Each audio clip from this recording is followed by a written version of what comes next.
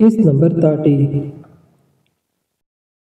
وہ گھر میں داخل ہوا تھا تو سب ناشتہ کر رہے تھے۔ ہیلو ایوری ون، بڑی خوش مزاجی سے اس نے سب کی جانب دیکھا اور حنین تو خوش ہو گئی۔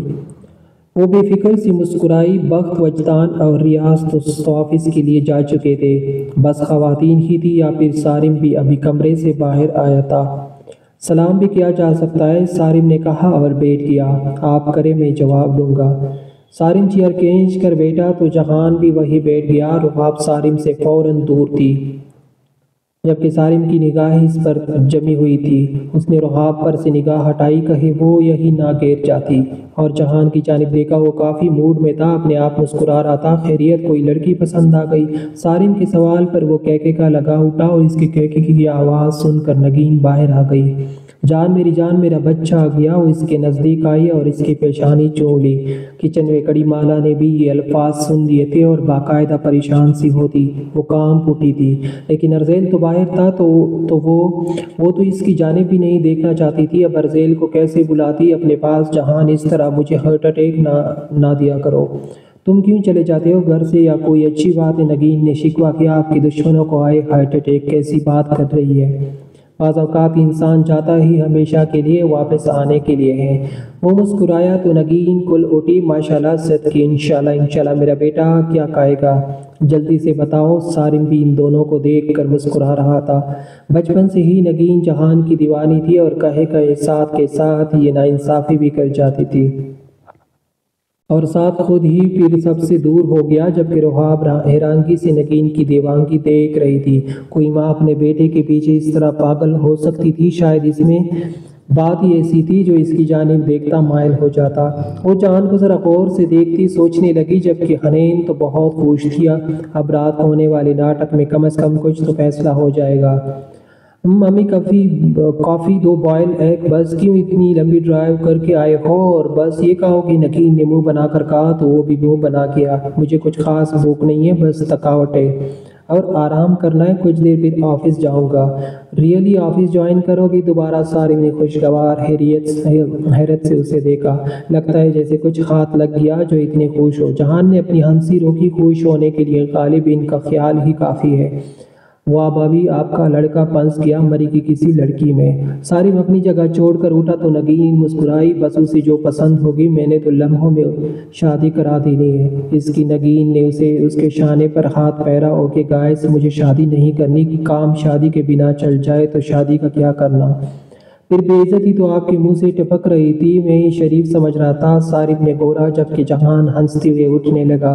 میرے بارے میں اندازہ درست والا لگایا کرے چاچو۔ وہ آنکھیں دبا گیا۔ بس کوئی حال نہیں، اس لڑکے کا بیٹو ادھر ہی، میں ناشتہ بناتی ہوں۔ وہ زبردستی اسے بٹھا کر وہاں سے کچن میں چلی گئی۔ جہان مالا کسی اور کام میں لگی ہوئی تھی۔ نگین نے ایک نگاہ مالا کو دیکھا اور سر جھٹک کر اپنے بیٹے کے لیے ناشتہ بنانے لگی۔ نگین، عافیہ کی آواز پر نگین پلٹی۔ بات سنو ذرا، عافیہ نے پکارا تو نگین نے کچن سے باہر جھانکا۔ میں سوچ رہی تھی رات میں حنین کی ساس سسر کو کچھ لباس دے دوں، تمہارا کیا خیال ہے؟ اچھی بات ہے، نگین بولی تو جہان نے حنین کی سمت دیکھا۔ حنین نے مدد طلب نگاہوں سے دیکھا تو وہ آنکھ کے اشارے سے اسے جیسے تسلی دے گیا۔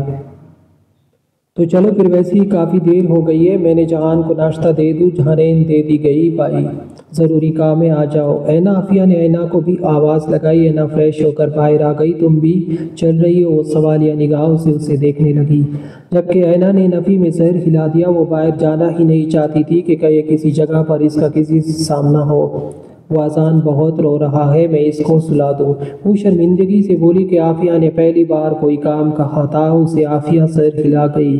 جبکہ نگین نے حنین سے کہا تو حنین اٹھ گئی۔ آ جائے، آپ لوگوں میں مارکیٹ چھوڑ دیتا ہوں، سارم ہگل لگاتے ہوئے بولا، اور نگین کچھ پریشان سی عافیہ اور سارم کی عجلت پر باہر نکل گئی۔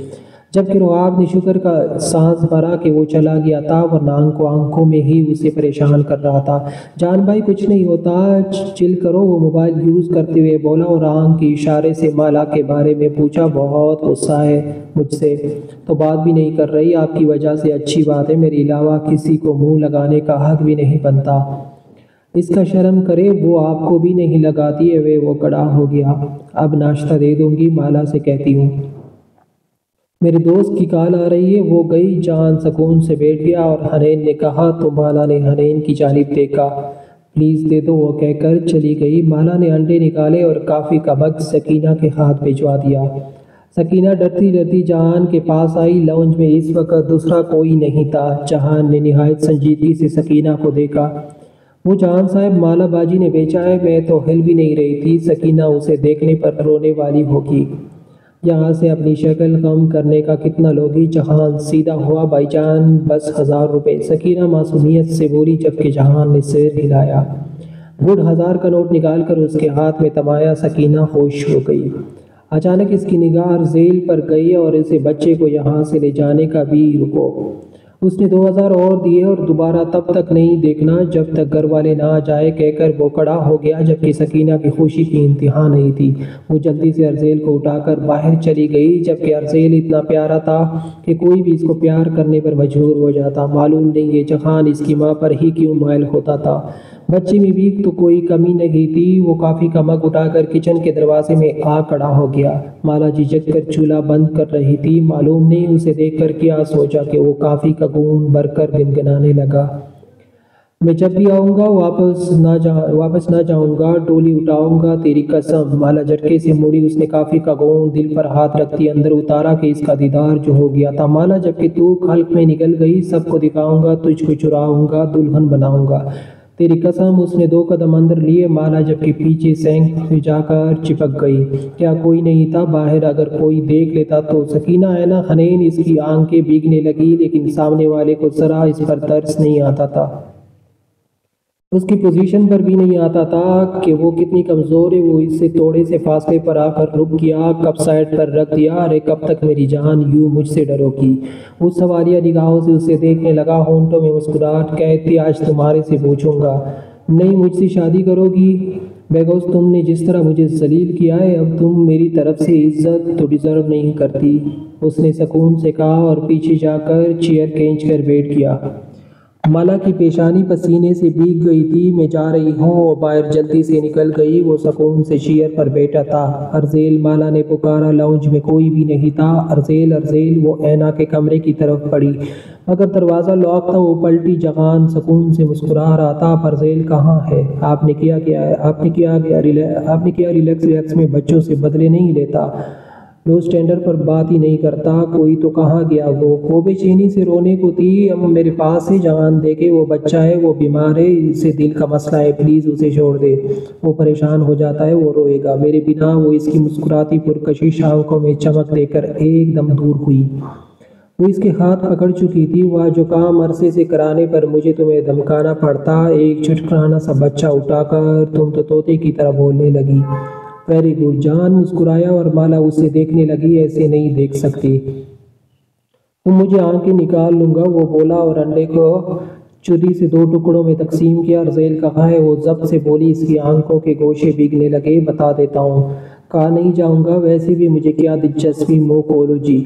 مالا 2 قدم دور ہوئی۔ جہان نے انڈا اٹھا کر اس کی جانب بڑھا دیا۔ مالا نے سانس اندر کھینچا۔ نہیں کہنا تیری تو ابھی وہ کچھ بولتا کہ گھر والوں کی آواز پر مالا جلدی سے کچن سے ہی باہر بھاگ گئی۔ عافیہ اور نگین بہت جلدی آ گئے تھے۔ جہان نے وہ انڈا بھی منہ میں رکھ لیا اور ہاتھ جھاڑ کر اپنے کمرے کی سمت چلا گیا۔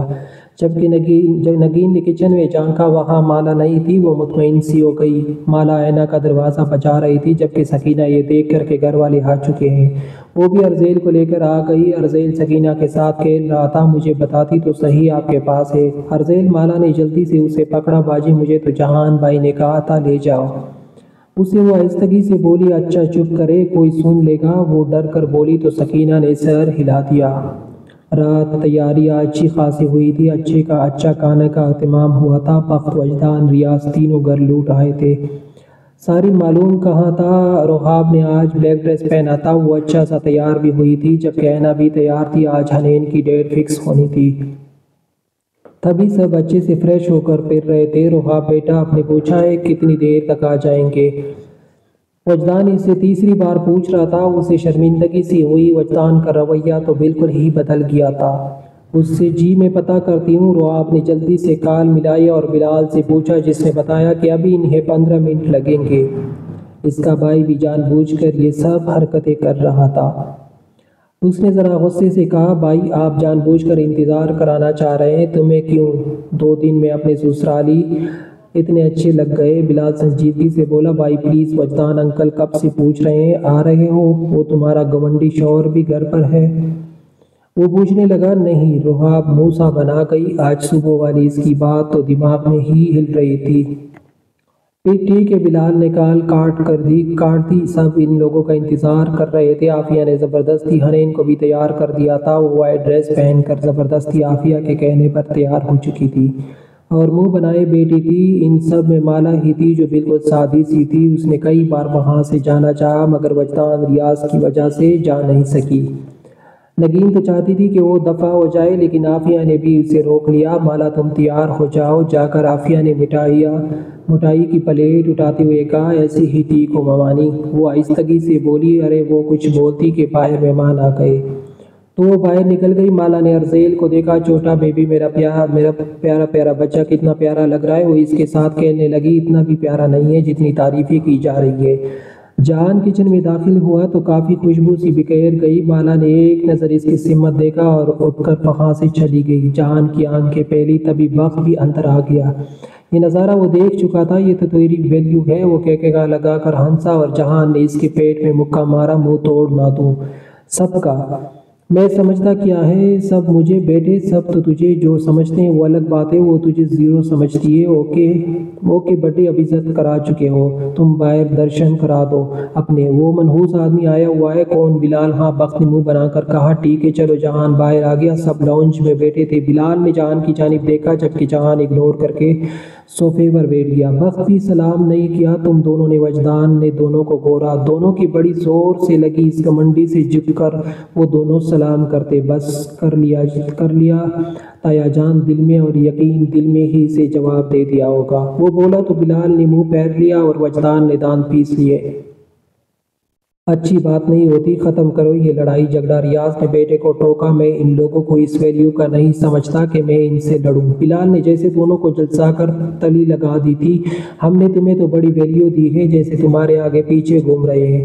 وقت سلگتا ہوا بولا، یہ بھی موقع آ ہی جائے گا۔ بلال نے کہا تو جہان آگے کو ہوا۔ اچھا بس چپ ہو جاؤ، دونوں داماد ہیں، وہ اس گھر کے، اور عزت کرنا تم دونوں پر فرض ہے۔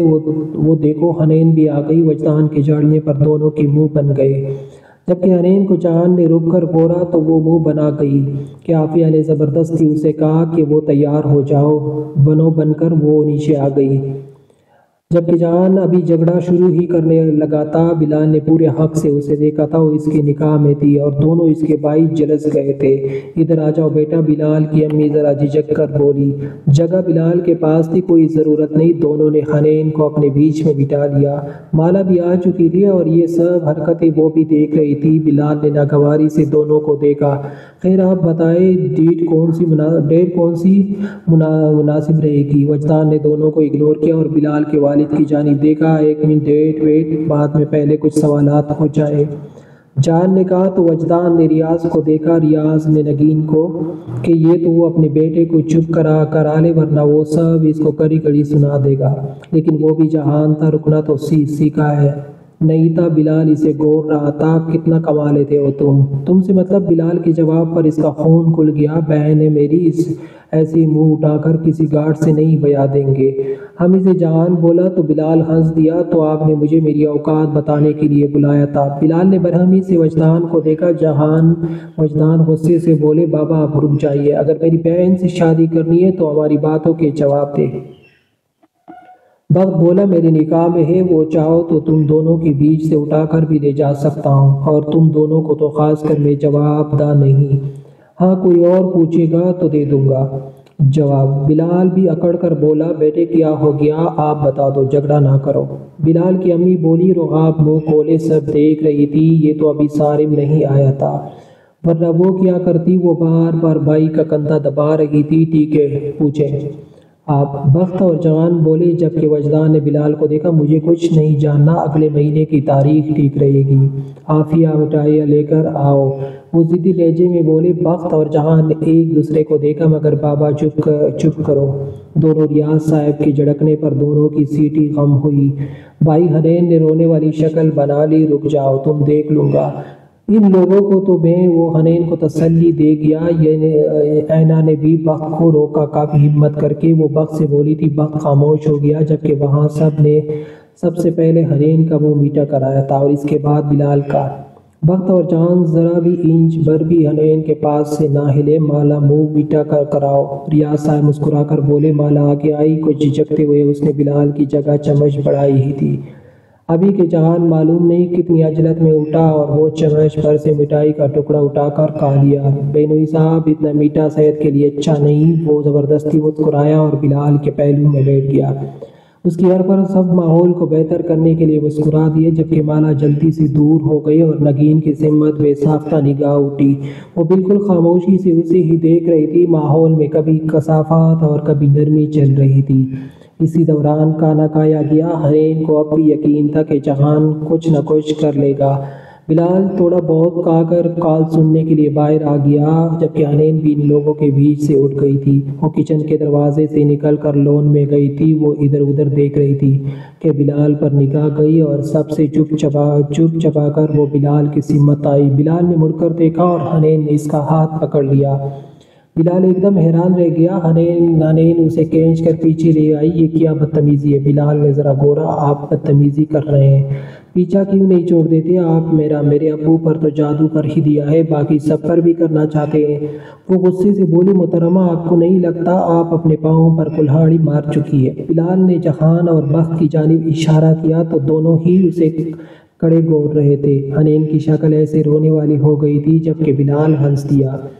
اب مجھے لگتا ہے میں آپ کے ساتھ صرف بارات لا کر ہمدردی کر سکتا ہوں۔ بیسٹ آف لک، وہ کہہ کر ان تینوں کے پاس سے ہٹ کر اندر چلا گیا، جبکہ حنین سر جھکا گئی۔ نہیں بھائی، آپ غلط سمجھ رہے ہیں، حنین جلدی سے بولی، جبکہ وہ دونوں ہی مڑ گئے۔ نیکسٹ منتھ کی ڈیٹ فائنل ہوئی تھی۔ بلال کی فیملی چلی گئی تو وجدان نے بخت اور جہان کو اچھا خاصا جھاڑ دیا کہ وہ دونوں اپنے آپ کو یہ تو سدھار لیں، ورنہ وہ دونوں شادی میں ہی شمولیت نہیں کریں گے۔ دونوں چپ ہو گئے تھے۔ حنین کا تو سر چکرا گیا تھا۔ آخر اسے کیا پڑی تھی بلال کا بازو گھسیٹ کر اپنے ساتھ پیچھے لے جانے والے کی؟ یہی اس کی حرکتیں بار بار اسے پنسا رہی تھی، اور اب دونوں ہی بھائی بدزن ہو گئے تھے تو اس کا تو ہو گیا ناکام۔ تمام سارا معلوم نہیں کہاں تھا۔ روحا کچھ فکر مند سی تھی، اس نے کئی کالز بھی کی مگر فون اٹینڈ نہیں ہو رہا تھا۔ گہری نیند میں تھی کہ دروازہ زور سے بجا۔ مالا ایک دم اٹھ کر بیٹھ گئی۔ اس نے ارسیل کو دیکھا، وہ سو رہا تھا۔ دروازہ ایک بار پھر سے بجا، جبکہ مالا جلدی سے اٹھی اور بے دھیانی میں بنا دوپٹے کے پیچھے دروازہ کھول گئی۔ اکثر اس وقت اینا ہی ہوتی تھی، کچھ نہ کچھ جب اس کے پاس نہ ہوتا تو وہ اذان کی وجہ سے لینے آ جاتی تھی۔ تبھی وہ اٹھ کر دروازہ کھول گئی، لیکن دروازہ کھولتی ہی سیاہ قمیض شلوار میں سگریٹ کا شعلہ حسب عادت لبوں میں دبائے کڑے جہان کو دیکھ کر ایک دم وہ بگلا کر پلٹی اور دوپٹہ اٹھا گئی۔